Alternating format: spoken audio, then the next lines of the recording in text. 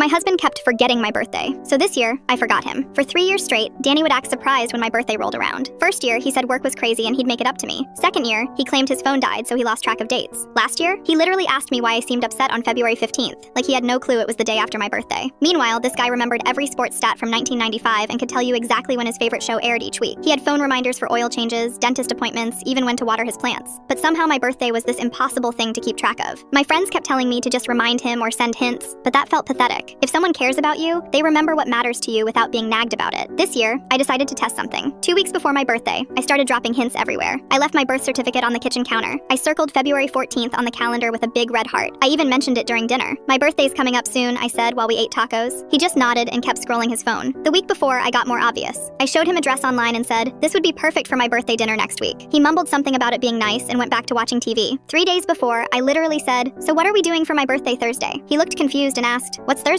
When I told him it was my birthday, he slapped his forehead like he always did and said, "Right, yeah, I've been so busy with work stuff." Thursday morning came. I woke up expecting something, anything. Maybe flowers by my bedside or breakfast in bed. Nothing. He got dressed, kissed my cheek, and said he'd be back late because of a client dinner. Not even a happy birthday. I sat there in my pajamas until noon, feeling stupid for hoping things would be different this year. Then I remembered something. His birthday was exactly 1 month later, March 14th. And for the past 4 years, I'd thrown him surprise parties, bought expensive gifts, took days off work to plan special celebrations. That's when I made my decision. I spent my actual birthday doing something I'd never done before. I went shopping alone, bought myself the exact dress I'd shown him, got my nails done, and treated myself to dinner at this fancy Italian place downtown. The waiter even brought me free cake when I mentioned it was my birthday. For the next month, every time Danny mentioned his upcoming birthday, I played dumb. When he showed me golf clubs online and said, "These would be perfect for my birthday," I just said, "Cool," and kept folding laundry. When he asked what restaurant we should book for his birthday dinner, I told him I hadn't really thought about it. When he mentioned taking the day off work to celebrate, I said that sounded nice and changed the subject. March 14th arrived. I woke up early, got dressed for work like any normal day, and started making coffee. Danny came downstairs in his favorite shirt, clearly expecting something special. "Morning," I said, not looking up from my phone. "It's my birthday," he said, waiting for my reaction. I looked up, pretended to think for a second, then snapped my fingers. "Oh yeah, happy birthday, babe. Have a good day at work." His face went through about 5 different emotions. Confusion, hurt, anger, then this weird panic. "That's it? You're not taking the day off? We don't have dinner plans?" I shrugged, grabbing my keys. I've been super busy with work stuff lately. Haven't really had time to plan anything. When I got home that night, he was sitting at the kitchen table looking defeated. "You really forgot my birthday," he said quietly. "I didn't forget," I replied. "I just figured if birthdays aren't important enough to remember without reminders, then maybe we shouldn't make such a big deal about them." The realization hit him like a truck. His mouth opened and closed a few times before he finally said, "This is about your birthday, isn't it?" "What about my birthday?" I asked innocently. He put his head in his hands. "I've been a complete idiot." "Yeah," I said. "You have been." The next morning, I woke up to rose petals leading from our bedroom to the kitchen, where he'd made my favorite breakfast and had a jewelry box sitting next to my coffee. Inside was a necklace that looked exactly like my mom's missing one. "I know I can't undo the past 3 years," he said, "but I swear I will never forget again."